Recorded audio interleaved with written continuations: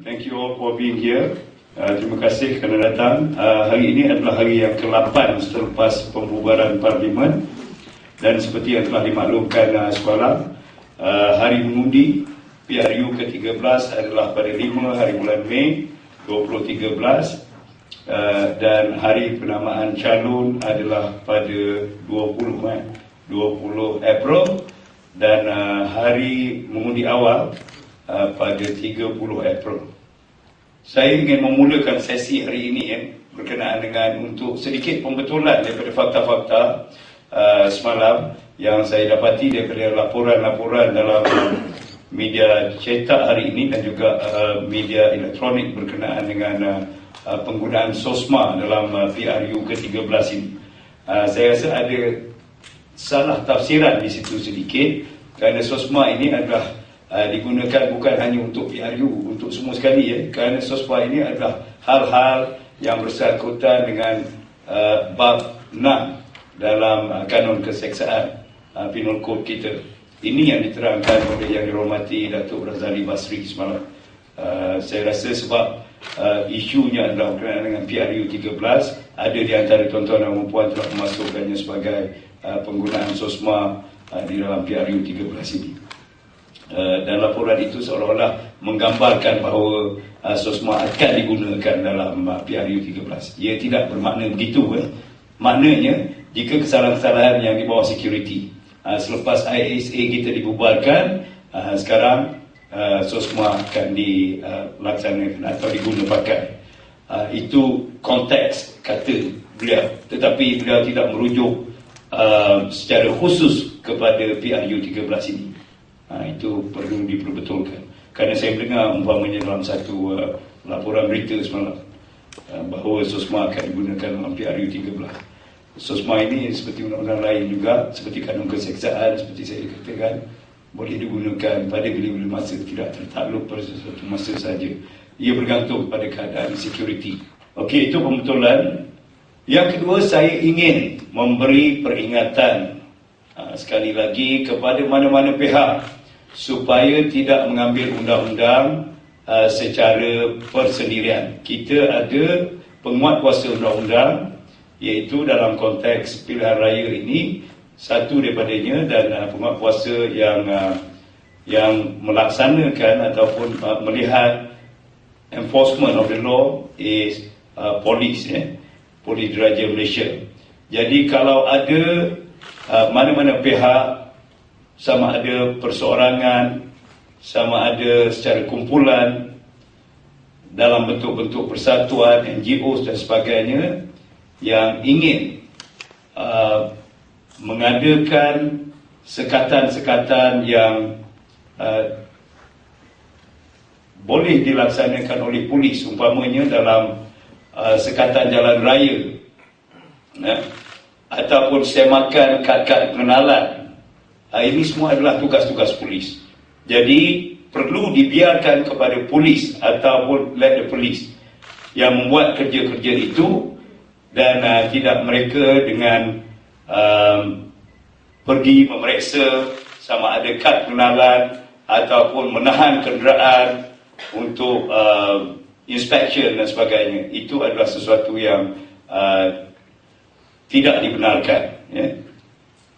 Dan jika ada laporan-laporan, mungkin mereka boleh disabitkan dengan kesalahan-kesalahan dalam mana-mana undang-undang. Kita PDRM ingin memaklumkan bahawa daripada segi deployment ataupun penugasan polis di Raja Malaysia sepanjang pilihan raya ini, seperti yang telah diberitahu sebelum ini oleh Yang Dihormati Ketua Polis Negara dan juga di peringkat negeri-negeri oleh ketua-ketua polis negeri, adalah mencukupi untuk menangani keadaan keselamatan dalam negara sepanjang tempoh pilihan raya ke-13 ini. Jadi kita tidak perlu mana-mana pihak yang secara bersendirian mengambil undang-undang untuk dilaksanakan secara bersendirian oleh mereka. Itu perlu. Ini sebagai peringatan.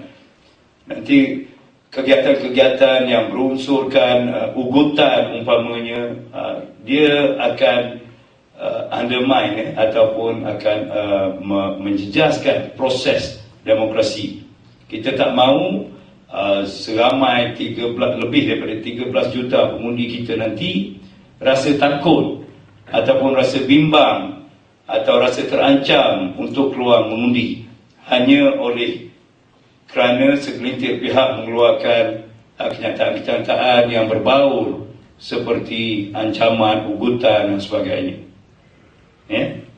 Itu perlu diambil ingatan, diambil perhatian. Yang ketiga, keadaan keselamatan sepanjang tempoh 10 April iaitu semalam. Terdapat 333 aktiviti, iaitu aktiviti ceramah sebanyak 99, perhimpunan dan mesyuarat sebanyak 81, kempen-kempen 21, serta lain-lain kegiatan yang bersangkutan dengan PRU 13 sebanyak 132. Menjadikan jumlahnya 333 semalam. Dan tumpuan aktiviti adalah di negeri Kedah, Selangor, Johor dan Pahang. Adalah tumpuan aktiviti bersangkutan dengan PRU ke-13. Jumlah laporan polis yang diterima sepanjang tempoh semalam adalah 69. Dan seperti yang saya katakan, bukan semua jumlah laporan polis ini memerlukan siasatan lanjut. Ada yang tidak perlu siasatan dan sebagainya. Tetapi jumlah laporan yang berkaitan dengan PRU 13 adalah 69 di seluruh negara. Saya juga suka memaklumkan bahawa pertuduhan juga telah dibuat berkaitan dengan sepanjang sesi ini. Seperti saya katakan, dalam tempoh 8 hari setelah pembubaran parlimen, kesalahan-kesalahan telah dilakukan. Umpamanya semalam beberapa kes telah dituduh. Satu di Shah Alam. Ini adalah berkenaan dengan kes membakar bendera di Seksyen 17 Shah Alam. Suspek telah dikenal pasti dan telah pun dituduh dan telah dijamin. Sementara itu di Cukai di Terengganu, Kemaman, juga telah ada satu pertuduhan. Ini berkenaan dengan mendatangkan kecederaan bawah Seksyen 323. Dan juga di Melaka, ini ialah berkenaan dengan akta bahan kakisan, iaitu dia menjual pisau di gerai tempat ceramah. Juga telah dirujuk ini DPR dan mungkin akan dituduh di mahkamah. Okey, itu berkenaan dengan tangkapan dan tuduhan. Selain daripada itu, saya ingin memberi peringatan lagi sekali seperti juga yang telah disampaikan oleh pengurusi SPR semalam, bahawa dalam kerancakan kita berkempen dan sebagainya, kita perlu tidak terlampau emosional dengan terbawa-bawa dalam isu-isu emosional sehingga boleh melibatkan kesalahan-kesalahan jenayah dan sebagainya. Ini adalah peringatan yang berterusan daripada pihak polis untuk menjamin bahawa segala proses kita daripada pembubaran parlimen hinggalah ke hari mengundi dan sehinggalah selepasnya berjalan dengan lancar tanpa ada apa-apa insiden yang boleh menjejaskan proses demokrasi dan yang lebih penting menjejaskan individu atau kumpulan itu sendiri. Seperti saya katakan sebelum ini, kalau golongan muda, mereka perlu memikirkan tentang masa depan mereka, tentang pelajaran mereka dan sebagainya, daripada mendatangkan kerugian hanya kerana kita terlampau gairah atau taksub dengan mana-mana parti-parti politik sehingga menyebabkan kita terjerumus dalam kegiatan jenayah. Begitulah juga golongan-golongan dewasa atau golongan-golongan yang mempunyai pengaruh sebagai ahli politik dan sebagainya.